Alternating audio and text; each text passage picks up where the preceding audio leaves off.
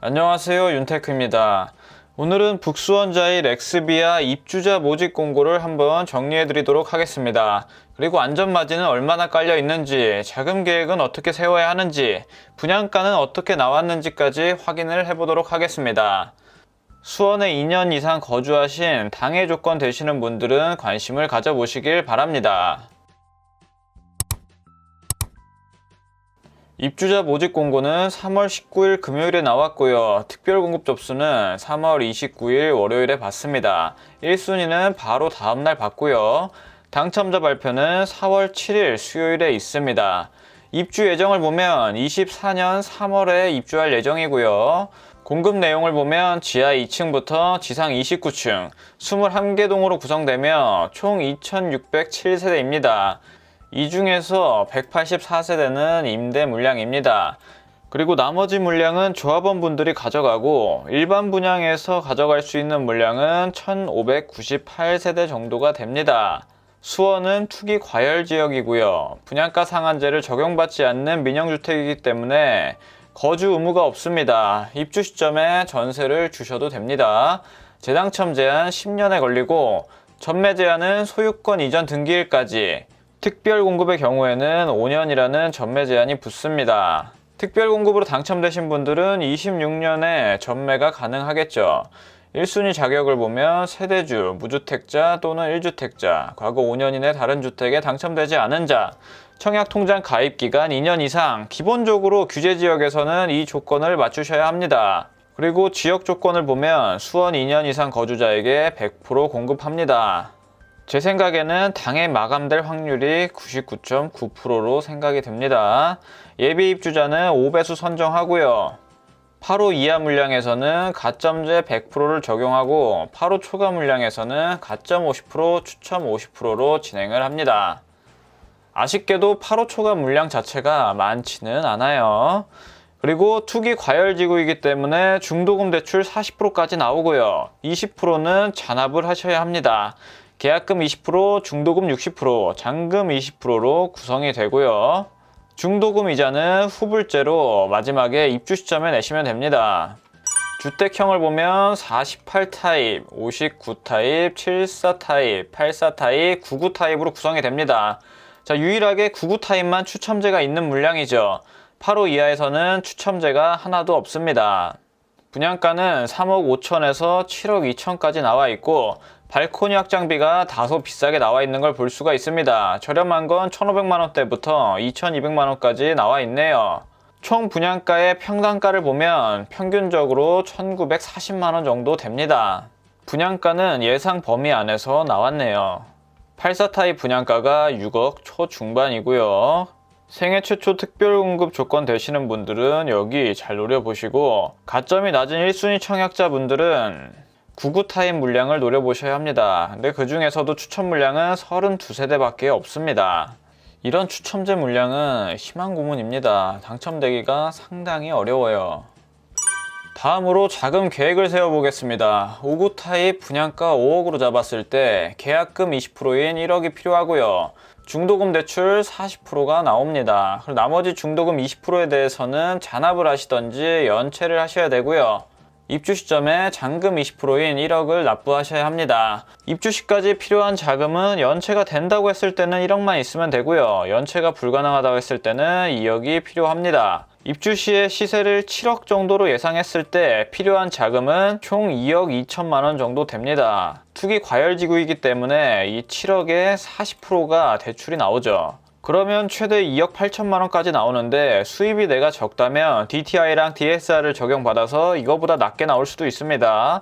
그리고 전세 줄 때 필요한 자금은 전세 시세를 4억 5천만 원으로 예상했을 때 5천만 원만 있으면 전세를 줄 수가 있어요. 그리고 84 타입 분양가를 6억 5천만 원으로 잡았을 때 계약금 20%인 1억 3천만 원이 필요하고 중도금 대출 40%를 실행합니다.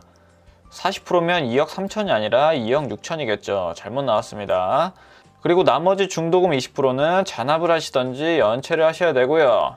입주 시점에 잔금 1억 3천만 원을 납부하시면 됩니다. 입주 시까지 필요한 자금은 연체가 된다고 했을 때는 1억 3천, 안 된다고 했을 때는 2억 6천만 원이 필요합니다. 입주 시에 시세가 10억 정도로 예상을 했을 때 잔금 대출은 최대 3억 8천만 원까지 나옵니다. 자, 9억까지 40% 3억 6천만 원, 9억 초과하는 1억에 대해서 20%인 2천만 원, 총 3억 8천만 원이 최대치고요. 최대치를 다 받았다고 했을 때 내가 필요한 자금은 2억 7천만 원만 있으시면 됩니다. 전세 줄 때 필요 자금은 전세 시세를 5억 5천만 원으로 예상했을 때 내 돈 1억만 있으면 전세를 놓을 수가 있습니다. 자, 여기서 대출이자 취득세, 옵션 비용은 따로 계산해 보시길 바랍니다. 자, 주변에 있는 아파트 시세를 보도록 하겠습니다. 정자동 수원 SK 스카이뷰 3,500세대 정도 되죠? 연식은 2013년도 5월식입니다. 벌써 9년이나 됐어요. 최근에 실거래가 찍힌 목록을 보면 3월 6일에 8억 3천만 원에 거래된 게 있습니다. 8억 3천 또는 8억 4천만 원에 거래가 됐죠. 아무래도 북수원자이랑은 연식이 차이 나기 때문에 이 금액을 최소로 볼 수 있을 것 같습니다. 북수원자이 분양가가 6억 초중반이었죠. 그럼 아무리 보수적으로 잡아도 2억 정도의 안전마진이 깔려 있는 걸 볼 수 있습니다. 자, 보수적으로 잡으실 분들은 이 정도로 안전마진 잡으시면 되고요. 좀 더 여유롭게 잡으실 분들은 여기 시세를 한번 보겠습니다. 화서역 파크 프루지오, 여기가 훨씬 더 상위 입지이긴 합니다. 그 점은 참고해서 보시고요. 2355세대, 21년 8월 입주 예정이고 최근 매매 실거래가는 14억 5천만 원을 찍었습니다. 2월 1일에 거래가 됐었네요. 그리고 현재 나온 매물을 보면 저층 패스하고 고층의 경우 15억 3천만 원이 가장 저렴한 매물입니다. 북수원 자이의 가치는 여기 중간 어딘가에 있겠죠. 제가 보기에는 10억 이상의 가치는 있다고 생각이 됩니다. 수요와 공급 그래프를 보면 수원 같은 경우는 공급이 많은 편이에요. 하지만 2024년에 가면 공급이 확 사라지는 걸 알 수가 있습니다. 투자로 접근하시는 분들이나 나중에 전세 줄 분들은 이 공급 물량을 잘 체크하셔야겠죠. 부동산 지인에 들어가시면 어느 지역에 언제 입주하는지 다 나옵니다. 다음으로 북수원자이에 대한 입지 분석은 제가 앞전 영상에 해드렸어요. 자세한 입지 분석은 오른쪽 위에 링크를 달아드리도록 하겠습니다. 이번 영상에서 가볍게 보면 일단 장점으로는 인동선하고 신분당선 연장되는 게 여기에 들어옵니다. 여기 이름이 동수원역이죠. 그리고 바로 옆에 이목지구가 계획되어 있고요. 또 위쪽으로 보면 영동고속도로 북수원 IC랑도 가까이에 위치를 하고 있습니다. 그리고 아무래도 여기 북수원 쪽보다는 여기 화서역이나 수원역에 호재가 많죠. 수원역은 현재 1호선하고 수인분당선이 있고 KTX도 수원 출발하는 노선이 생긴다고 합니다. 그리고 GTX-C도 예정이 되어 있고요. 이 수원 쪽은 개발 호재가 많기 때문에 개인적으로도 투자하기 괜찮은 지역이라고 생각됩니다. 여기 수원역하고 화서역 일대가 개발이 되면 북수원자이도 간접적으로 수혜를 받습니다. 그리고 주변에 보면 정자공원, 만석공원 등이 있고요. 단점을 보자면 주변이 일단 낙후되어 있습니다. 그리고 학군 같은 경우도 영통에 확실히 밀리고요. 그리고 이 SKC 공장이 있죠. 하지만 현재보다는 미래에 어떻게 변화할지를 보고 청약에 관심을 두시길 바랍니다. 다음으로 평면도를 보면 이 평면도 종류가 14가지나 있습니다. 이번 영상 말고 다음 영상에 기회가 되면 이 평면도도 한번 정리를 해드리도록 하겠습니다. 아무래도 건설사가 자이인 만큼 평면도가 전체적으로 아주 잘 나왔습니다. 나중에 여유되면 이 평면도 분석 영상도 올려드리도록 하겠습니다. 자, 다음으로 단지 배치도를 보면 여기 위쪽이 북쪽이고 아래쪽이 남쪽인 걸 알 수 있습니다. 전부 다 남동향하고 남서향으로 구성이 되어 있죠. 이런 재개발 단지에서 로얄동 로얄층 찾는 방법은 단순합니다. 동호수 배치도를 보면 이 흰색 부분이 조합원들이 가져간 물량인데 아무래도 좋은 동호수는 조합원분들이 가져가셨겠죠. 조합원분들이 많이 가져간 게 로얄동 로얄층입니다. 내가 나중에 청약 당첨됐을 때 그 동호수에 조합원분들이 많으면 좋은 동호수고 아무도 없으면 그냥 그런 동호수라고 생각을 하시면 됩니다.